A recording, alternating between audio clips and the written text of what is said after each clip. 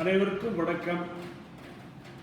மறைந்த தலைவர்கள், மக்கள் மறந்த மாமனிதர்கள் வரிசையில் இன்றைய தினம் கண்ணம்பாளையம் தியாகி கே.வி. ராமசாமி அவர்களை பற்றி உங்களிடம் பதிவு செய்ய இருக்கிறேன். இந்திய சுதந்திர போராட்ட வரலாற்றில் மிக முக்கியமான ஆண்டு 1942. 14/7/1942 அன்று வார்தாவில் அண்ணல் காந்தியடிகள் தலைமையில் கூடிய காங்கிரஸ் பேரியக்கம் இந்தியாவில் பிரிட்டிஷ் ஆட்சி உடனே முடிவுக்கு வந்தாக வேண்டும் என தீர்மானம் நிறைவேற்றியது. அந்த தீர்மானத்தின் வெளிப்பாடுதான் அண்ணல் காந்தியடிகள் வெள்ளையனே வெளியேறு என்ற கோஷத்தை முன்வைத்தார். 8/8/1942 அன்று மும்பை கவுடாலியா டேங்க் மைதானத்தில் பல லட்சம் பேர் கலந்து கொண்ட கூட்டத்தில் உணர்ச்சி பொங்க காந்தியடிகள் சுமார் 2.5 மணி நேரம் உரையாற்றினார். அந்த உரையில் தான் செய் அல்லது செத்துமடி, வெள்ளையிலே வெளியேறு என்ற கோஷத்தை பலத்த கரகோஷங்களுக்கு இடையே ஒலித்தார். அதனுடைய விளைவு 9/8/1942 அன்று மகாத்மா காந்தி உட்பட அனைத்து தலைவர்களும் கைது செய்யப்பட்டார்கள். மும்பையில் 8 பேர் மரணமடைந்தனர். 169 பேர் காவல்துறையினர் உட்பட பொதுமக்கள் உட்பட பலர் காயமடைந்தனர். டெல்லியில் 78 பேர் மரணமடைந்தனர். நாடு முழுவதும் 18,000 பேரை ஆங்கிலேய காவல்துறை பாதுகாப்பு சட்டத்தின் கீழ் கைது செய்தது.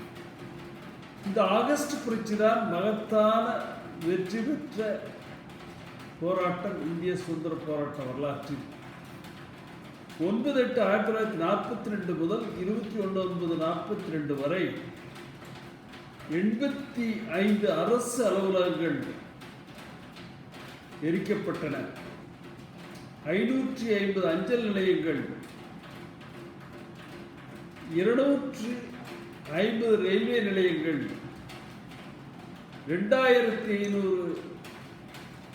டெலிபோன் லைன்கள் எரித்து அழித்து ஒழிக்கப்பட்டன. இந்திய துணைக்கண்டத்திலேயே சுதந்திர போராட்டத்தில் விமான நிலையத்தையே எரித்த சம்பவம் அரங்கேறிய ஊர் சூலூர். வெள்ளையனே வெளியேறு போராட்டத்தில் மிக சிறப்பாக நடத்த வேண்டும் என்பதற்காக கோவை மாவட்டத்திலே தியாகி என்.ஜி. ராமசாமி, கே.பி. திருவேங்கடம், பி.எஸ். அண்ணாதுரை, பி. வேலுசாமி ஆகியோர்கள் தலைமையில் நடத்திய கூட்டத்தில் சூலூர் விமான நிலையத்தை தகர்ப்பதென்றும்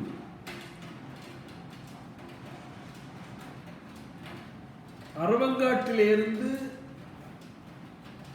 வெடிபொருளை ஏற்றி வருகிற ரயிலை கவிழ்ப்பதென்றும் முடிவு செய்யப்பட்டது. அதற்கு தலைமையேற்கிற வாய்ப்பை கே.வி. ராமசாமிக்கு தந்திருந்தார்கள். 10/8/1942 சூலூர் கண்ணம்பாளையத்திலே கண்ணம்மை ஆலயத்திலே ஒரு கூட்டம் நடைபெற்றது. 30க்கும் மேற்பட்ட இளைஞர்கள் அந்த கூட்டத்திலே பங்கேற்றார்கள். கே.வி. ராமசாமிக்குரிய உறுதுணையாக பாப்பம்பட்டி சேதுபதி தேவர், சின்ன குயிலி, திருவேங்கடம் போன்றவர்கள் செயல்பட்டார்கள். 1940ஆம் ஆண்டு ஆங்கிலேயர்களால் இந்திய ராயல் கடற்படையால் அமைக்கப்பட்ட விமான தளம் சூலூரில் இருந்தது. விமானங்கள் நிறுத்தவும் பழுது பார்க்கவும் RNAY Sulur fleet ARM royal navy air yard என்கிற விமான தளம் அங்கே செயல்பட்டது. நம்முடைய நண்பர்கள் கே.வி. ராமசாமி தலைமையிலே 30 பேர் அதற்காக ஈடுபட்டார்கள். முதலில் 13/8/1942 அன்று அரவங்காட்டிலிருந்து வருகிற ரயிலை சிங்காரனூர் குளத்தருகே எரிப்பதென்றும் 26/8/1942 அன்று விமான நிலையம் தகர்ப்பதென்றும் முடிவு செய்யப்பட்டது. அந்த போராட்டத்திற்கு தலைமையேற்ற கே.வி. ராமசாமி அவர்கள் குண்டுகள் தயாரிக்கிற பணியை பழனியப்பனிடம் ஒப்படைத்தார். களிமண், ரப்பர் போன்ற பொருட்களையும் வெடிமருந்து பொருட்களையும் பயன்படுத்தி பூசணிக்காய் அளவு பல வெடிகுண்டுகள் தயாரிக்கப்பட்டன. திட்டமிட்டபடி 13/8/1942 அன்று அரவங்காட்டிலிருந்து இராணுவ தளவாடங்களை ஏற்றிக்கொண்ட ரயில் வந்தது. ரயிலை நிறுத்தினார்கள். அதனுடைய பொதுமக்களை அத்தனை பேரை நெருக்கிவிட்டு ரயிலை எரித்துவிட்டு தலைமறைவாகிவிட்டனர். ஆங்கிலேய காவல்துறையினரால் இந்த அசம்பாவிதத்தை செய்தவர்கள் யார் என்று கண்டுபிடிக்க முடியவில்லை. இதற்கிடையில் 26/8/1942 அன்று திட்டமிட்டபடி நள்ளிரவில் நம்முடைய கே.வி. ராமசாமி குழுவினர் விமான நிலையம் சென்றடைந்தார்கள். விமான நிலையத்தில் உறங்கி இருந்த தொழிலாளர்களை வெளியேறச் சொல்லி வேண்டி கேட்டுக் கொண்டதன் பின் அவர்கள் வெளியேறினார்கள். அதன் பின் அங்கிருந்த விமான நிலையம் அடித்து நொறுக்கப்பட்டது. 200 டேங்குகள் நொறுக்கப்பட்டன. ஆங்கிலேய வீரர்கள் எரிந்து சாம்பலாகினர். ஆங்கிலேய போலீசார் கண்ணம்பாளையத்தை சுற்றி சூலூரை சுற்றி இருக்கிற கிராமங்களிலே புகுந்து ஏழை விவசாயிகள், அப்பாவி தொழிலாளர்களை அடித்து நொறுக்கினார்கள், விரட்டி அடித்தார்கள். ஆனால் கே.வி. ராமசாமியும் அவரோடு பணியாற்றிய குழுவினரையும் கண்டுபிடிக்க முடியவில்லை. இந்த சூலூர் சம்பவம் சம்பந்தமாக ஆங்கிலேய அரசு ஒரு அரசாணை வெளியிட்டது. அரசாணையில் 21/52 பொதுத்துறை. சூலூர் விமான நிலையம் எரிக்கப்பட்டது. 200 இராணுவ டேங்குகள் அடித்து நொறுக்கப்பட்டன. 30 பேர் மரணம். அந்த பகுதியில் இருக்கிற ஆண்கள் எல்லாம் கைது செய்யப்பட்டு சிறையில் அடைக்கப்பட்டார்கள். இந்த வரலாற்று சிறப்புமிக்க ஆங்கிலேயர்களுடைய எதிர்பாராத வண்ணம் இராணுவ தளவாடங்களை அழைத்து விமான நிலையத்தை ஒழித்த கே.வி.ஆர். அவர்கள் தலைமறைவாக பாலக்காடு, மதுரை போன்ற பகுதியிலே பதுங்கியிருந்தார். அவர் புதுச்சேரியிலே சிறுவந்தாடி என்ற ஊருக்கு சென்று பெரிய ஜடாமுடி வளர்த்து ஒரு ஆன்மீக பெரியாராக மாறி அங்கே ஒரு ஆலயத்திலே பூசை செய்து வந்தார். பூசாரியாக பணியாற்றி வந்தார். 30/4/1946 அன்று டி. பிரகாசம் தலைமையேற்ற அமைச்சரவை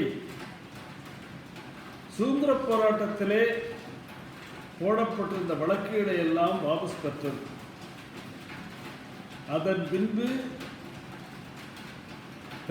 சடாமுடி தரித்த ஒரு முனிவராக கோயம்புத்தூர் HMS ஆபீஸ்க்கு வருகை புரிந்தார். அங்கிருக்கிறவர்களுக்கு இவர் கே.வி. ராமசாமி என்று தெரியவில்லை. சொன்ன பின்புதான் தெரிந்தது. அவரை முகச்சவரம் செய்ய சொல்லி முடி திருப்பி யானையிலே ஊர்வலமாக ஏற்றி கண்ணம்பாளையத்திற்கே ஊர் மக்களெல்லாம் திரண்டு வந்து வாழ்த்தி வரவேற்றனர்.